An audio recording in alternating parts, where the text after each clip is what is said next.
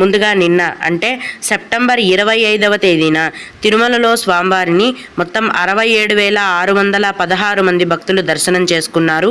అందులో స్వామివారికి మొత్తం 22,759 మంది భక్తులైతే తలనీలాలను సమర్పించారండి.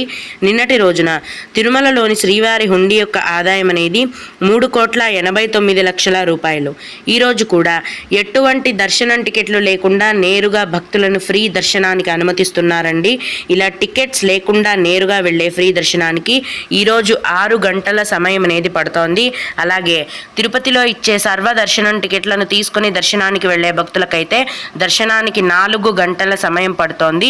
300 రూపాయల దర్శనం టికెట్లు కలిగి ఉన్న భక్తులకు మరియు 500 రూపాయల దర్శనం టికెట్లు కలిగి ఉన్న భక్తులకు దర్శనానికి 3 గంటల సమయం అనేది పడుతోంది. ఇక ఈరోజు కూడా చిన్నపిల్లల సుపదం ఇన్ఫాంట్ దర్శనం అనేది ఉందండి.